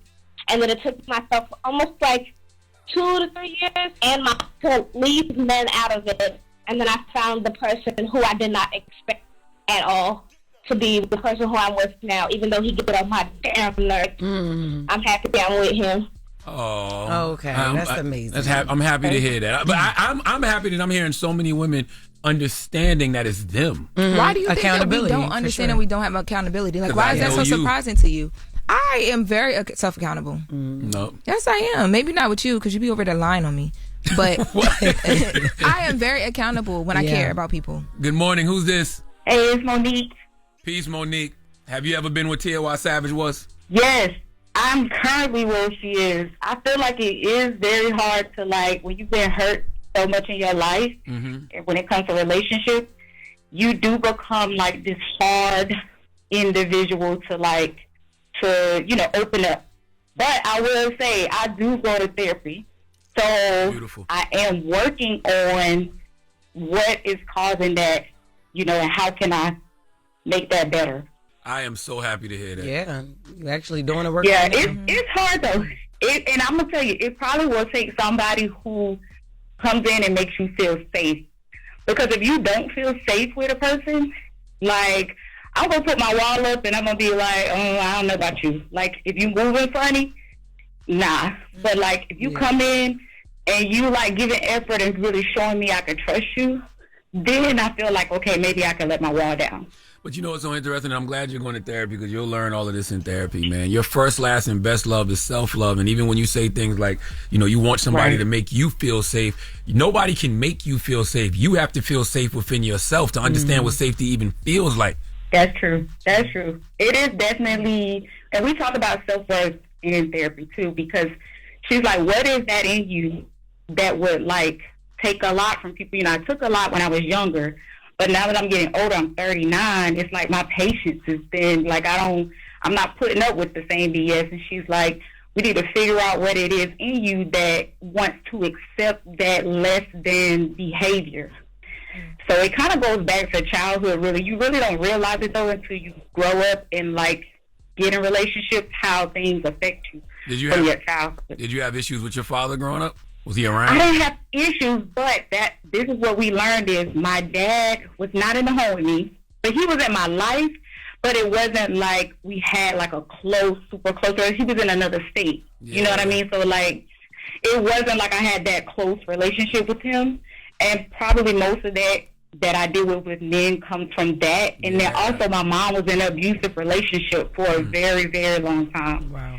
So it was like, you know, you don't realize when you're in it how it affects you till you grow up. Absolutely. A lot of fatherless women realize that later on in life. Thank you for calling, man. We really appreciate it. Y'all see it. I'm done. I'm not laughing at her, by the way. What you laughing at? What you laughing at, Charlamagne? I'm laughing at Lauren trying to act like she don't hear this call. Lauren started typing off furiously on her phone and her computer. But then she like, please, I know he's looking at me. I just worked my way through the pain. I just worked my way through the pain. Damn, yo. 1-800-585-1051. Do you feel like you're done? Do you feel like you're never going to love again? Like Tiwa Savage said, call us right now. It's the world's most dangerous morning show, The Breakfast Club. Let's go to the phones. Good morning. Hey, this is Sharon, man. What's up, Charlamagne? Peace, Sharon. How are you, sir? I'm doing good, man. Doing good. Have you ever felt like you never wanted to love again, sir? Yes, sir. I did. Back in the day, when I was going through a whole bunch of different stuff, like drugs, alcohol, and all that stuff like that. Hey, bro, but then I got sober, and I thought I was healed, and then I got in a relationship with a light-skinned dude and realized I was not healed. Why did his skin color have to do anything? What? Hey, because he's pretty, bro. Wait, so he was dating a guy? Dude, you know what I mean? So you ran? Yeah. Okay. You ran through him? What do you mean? Did I run through him? Yeah, you fell in love with him? Like, what do you mean? Yeah. Yeah, totally fell in love with him, but come to find out, you know, he's 10 years, 13 years younger than me. It's a long distance relationship. And like I said, it just, when I realized, bro, I was not healed. I was not ready for love, and I wasn't ready. A long D relationship. So, That's so childish. No. So you saying he was 10, 12 years younger than you? Yeah, so he's 13 years younger than me. Light skinned. Oh. Pretty. And so he. Man, why you keep saying he light skinned? He was just like, out here. He was out cheating on here you? getting ran through, basically. Yeah, and you y'all already know how them light skinned, they pretty. He got the little sprayed on like. And then he like, young and youthful. And he was getting ran through, and you didn't like it because, you know what I'm saying? Meanwhile, he was taking your money and taking advantage of you. Oh, you was bringing that check He was home. a sugar daddy. That's what it was. So he broke your heart? Yeah. Good morning. Who's this? Roxy. Oh, Roxy. How are you, Roxy? I'm Alabama. Yeah. Peace. Hey, y'all. Peace. Boom. I'm calling this morning. I do believe that after a bad relationship, a person do need time to heal. But see, I'm 40 years old. I moved from Alabama to North Carolina. I went a whole year without dealing with nobody, and then I ended up meeting somebody, and I fell in love, and he turned out to be the worst thing, anything in Alabama. So now I don't believe in healing. Ain't she just gonna be out here doing her thing? First of all, don't do that. You say you don't believe in healing. No, because I took time to heal one time, and he came into my life and was so much worse. Now, did you really take time to heal, or did you just take a break from guys? There's a difference between actually going to do the work. No, I took time to heal. I prayed. I didn't do therapy, but I did a lot of praying and fasting. So I took time to heal. Okay, so in that year though, what did you learn about yourself? Because you attracted this young man. You know what I mean? Was he comparable to somebody else in your past? Like, did he do you the same way somebody else did you? Because then you got to think about it. How are you attracting the same type of dudes? Whether a year or two That's went the by, hardest thing to be you real with gotta, yourself about. yeah, you got to learn yourself. You got to sit with yourself. Well, he did me worse than anybody in my past, to be honest. Damn. But see, what I learned about myself is I'm always trying to fix somebody. Well, then there you go. And I can't fix. Yeah, there you go. That's I got wronged by niggas I done tried to fix too. Yeah, we're not. Yeah, Well, that's what y'all get for trying to be these fixing. I'm not their mama. Exactly. What you say? Fixing. That's exactly what you would do. You got a big heart and you're an empath and Aquarius like me. You feel like definitely it will makes see it as a project and be like, oh no, I can fix him and nurse him back. You feel like you think you're supposed to nurture. Yeah, and you think you're obligated to do it, and it's like, no, I'm not this mother. So yeah. There you go. Potential is. Well, the thing that I love about this conversation is I hear a lot of people holding themselves accountable, and I hear a lot of people saying that they had to go out there and heal to be better versions of themselves, to attract better people. Because that's literally what it is. You are going to attract what it is that you're putting out. So when you see these men that are doing you dirty, you probably looking in the mirror and don't even realize it. What? Yeah, I'm just sitting here, just waiting for the shots to be thrown at you. I was waiting. No, I was just having a thought about when I realized that I was attracting a bunch of BS. What was it? What was the moment for you? I think it was one day leaving here. We had did a segment on air, and I listened to it back, and I was like, "Ew!" Like I don't even want that type of energy coming to me. Yeah, like, that was just 30 days ago, y'all. First of all, that was like that was almost like over a year ago. Don't do that. 30 days ago. No, that was just 30 days ago. I watched that segment back the other day too, and I was like, I can't believe that I was even in that mind state. But when you going through the process of like, you in a whole different place. Do you ever feel like that about your wigs? Do you ever look back and be like, God damn, I can't believe my head looks so unhealed? That's where you got to with your hairline. You just gave up, right? Accountability. Accountability. It's time for the latest with Loren. It's just so funny. Just be like, stop, yo, keep going. Oh my God. In all the reenactments, they be like, oh my God, no. Oh my God. Y'all gotta get along better. All right, come on. All right, it's time for the latest with Loren. Loren becoming a straight fat. She gets them from somebody that knows somebody. She gets the details. I'm a homegirl that knows a little bit about everything. She be having the latest on this. The latest with Loren LoRosa. Sometimes she have facts, sometimes she have details, sometimes she have a little bit of everything. What was the latest? On the Breakfast Club. Talk to me. So, Coach Prime, Deion Sanders, sat down with Michael Strahan for Good Morning America, and they're in the Colorado Stadium, and they're having a conversation. He's reflecting on, the journey that he went through with getting his bladder removed because of the cancer that they found. Let's take a listen to Deion on the bladder removal. Only a week and 2 days after being diagnosed, Sanders underwent bladder removal surgery. Doctors then rebuilt his bladder using part of his intestine. What made you choose the option that you did? I prayed on it, and I'm aggressive, man. I ain't waiting. I ain't sitting back on the curb waiting. Just slowly but surely you do whatever is going to happen. No, let's go right now. Let's go get this thing. What was the recovery from that like? It was tough. So I remember laying there, and they said, well, you need to go try to pee. That was the most excruciating pain I've ever felt in my life. I remember just on the ground in the bathroom, and I'm just screaming because it was so much pain. I'm like, you got to be kidding. So I'm laying on the bed in the fetal position. Once I got off the floor, I'm like, you got to be kidding me. Damn, y'all. And they had to remake his bladder from an intestine, from one of his intestines. Yeah, Jesus. And he goes into a little bit more about his life after surgery, and just kind of, after he went through the surgery, it just was a big shift for him, and and his family as well, people that are helping him to take care of him. Let's take a listen to that too. How has the surgery? How has it restricted your day-to-day lifestyle? Not really, just when I gotta pee, man. And so that's been the biggest adjustment. Yeah. It's not that you can just stand up in front of the toilet and you just pee.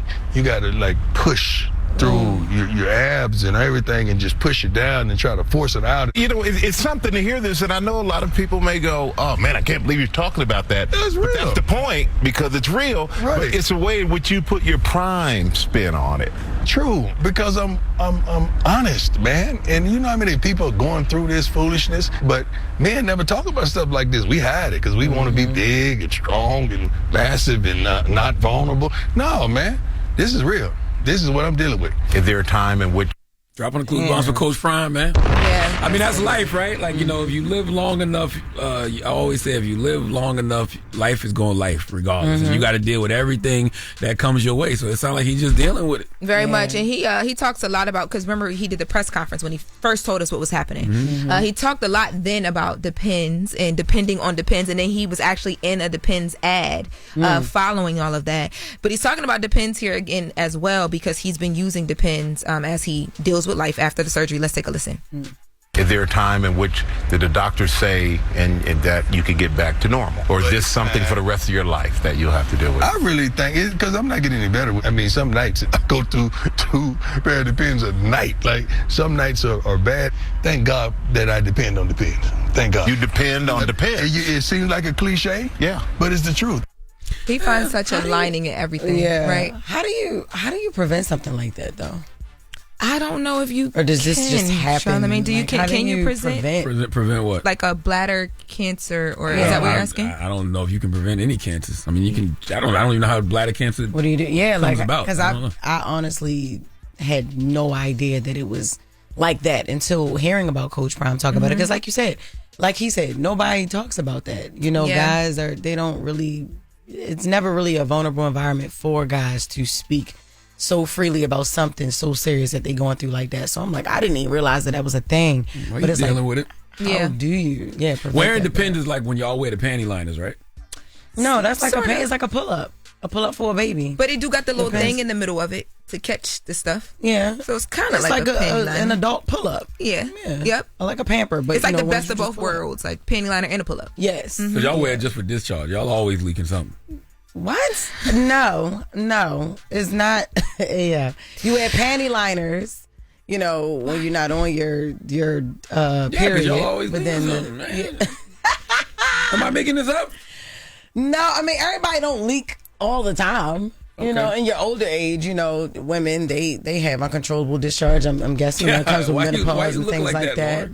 But you know, you're not supposed to always be leaking something. Got you. That's different. You should go see a doctor. So that, you know, all these little young girls, they love that though. They love to be leaky. It's just you gotta be careful. Y'all gotta go see Jess on stage. That made me think about you on stage. Yes, I'm just saying. First of all, what kind of segue was that? We talking about discharge. Y'all gotta go see Jess on stage. That made me think about what? Just explain. It made her think of a joke. Of a particular segment I had. Yes. I didn't want to give but yeah. It's okay. Yes. So Charlamagne is just why did you have to explain that to him? I don't know. Like what? Hey man. That's the question. He's a man. He said we always leaking something. I don't. Just dumb. No, I didn't say it. I asked the question. Oh, okay. No. It depends on your age. No, you're not always supposed to be leaking and dripping and walking around. Gotcha. Well, I want to remind the people, this is a crazy segue to mention envy. What about envy? I was going to play this clip from my car show, the Car Queen show on Tubi, which just went live on Tubi. Nice. Where Envy talks about watching his car get stolen, but we don't even have the time to play the clip. Yes. Why can't we play it? Listen to Envy. So Envy, what was some of the craziest car experience you had? I think my crazy car story was I bought a Tahoe, Chevy Tahoe, and I put some big 22-inch rims on it when 22-inch rims were the biggest. And I had a system and I had a TVs, and I'm sitting like we all talking to my mans, and the car was right there. All of a sudden the car started. I thought I sat on the automatic start. I'm like, damn, did I sit on start? I see the lights come on. I'm like, what the hell? I look up and somebody's in the car. Oh. Now, if I was calm, I would realize I have the key in my pocket and I can just unlock the door. I'm trying to punch the window, open the door. I'm screaming at him, open the door. And then there's a car there. So I'm like, yo, don't move. I didn't realize the car is actually with him. He's the one that dropped them off. Yeah, so they stole my car that day. That was the toughest because I worked all summer long to put those rims, the TVs, and everything in it. And then I lost it. I can't think of a time Envy hasn't been getting robbed. Damn. Jesus. It'd be like a pinata. You just hit them up. Something always coming up. What the hell? Shout out to Envy for doing that episode. So Envy is featured on the Car Queen show. It's now live on Tubi. I directed it. It's featuring host Mo Money, formerly of Love and Hip Hop New York. But yeah, shout out to Envy for doing that episode. He has some other funny things that he talks about in there as well too. Envy is just full of stories. No dropping the clues bomb for that show on Tubi. What's it called again? It's called the Car Queen show on Tubi. You know a vagina produces fluid more frequently than a properly functioning engine? Yes. No. Period. Because an engine that is operating normally doesn't really leak fluid, but a vagina produces discharge constantly, because that is a sign of a healthy and normal reproductive system. Okay. Yes. I know. Okay. Say all that to say an engine doesn't need a panty liner. Okay. We got the People's Choice Mix with DJ Envy up next. It's the Breakfast Club. You're checking out the Breakfast Club. Yes, it's the world's most dangerous morning show, the Breakfast Club. Charlamagne the God, Jess Hilarious, DJ Envy. Envy is off. LL Cool Bay is here. Loren LoRosa. You enjoyed Mexico, Jess? I did. I really did. And your motherland? No, it's not. No, your it's mother-in-law not. land? Right. My mother-in-law land. Clown. I can't wait to get to Africa. That's my motherland. Anyway, Syracuse and Albany. I'll be there October 10th and 11th. Get your tickets. I'm going to be at the Funny Bone. Friday, we got 2 shows at the Syracuse Funny Bone Comedy Club. And then Saturday, we got 2 shows at Albany Funny Bone Comedy Club. Get your tickets if you have not yet. JessHilariousOfficial.com. And I will be doing meet and greet. So I see y'all when I get upstate. Get that money. Get them pesos. Get them pesos, Jess. Whatever. Yeah. Now, speaking of October 11th, my 5th annual Mental Wealth Expo will be happening at the Joel and Diane Bloom Wellness and Event Center in Newark, New Jersey. It is a day of mental health education and healing. Go to mentalwealthexpo.com to register to be there. It is a free event. You don't even have to register to be there, but it's recommended. But go to mentalwealthexpo.com to register if you want to. If not, we'll see you October 11th from 11 a.m. to 4 p.m. in Newark, New Jersey at the Joel and Diane Bloom Wellness and Event Center, my 5th annual Mental Wealth Expo, a day of mental health education and healing, and it is free. Okay? Hey. Don't you got something going on in Delaware, yeah, Delaware, you want to people. come so bad. No, I don't. I just want you to shout it out. The day before your mental health expo. Yes, first of all, we get at least 3,000 people every year. And that's like a start. Delaware, how big is the population of Delaware? I don't know. You asking me people stupid come questions. from around though, like Maryland, they do because Philly. there's a lot of Delaware State University alumni in and around Delaware. So stop playing with us. Yes. Friday, October 10th, the DSU Delaware State University alumni homecoming party kickoff. I do it every year. It'll be at the Queen Theater in Wilmington, Delaware. Tickets are available now at IFL Events, and I'll be hosting a party. So come out, party with me. You don't have to be Del State alumni to come. Sometimes we just want to show y'all how to have fun. So pull up on us. Absolutely. The positive note is simply this, man. Self-accountability is trusting yourself to be there for you, because the only person you are destined to become is the person you decide to be. Have a great day. Breakfast Club, bitches! Y'all finished or y'all done?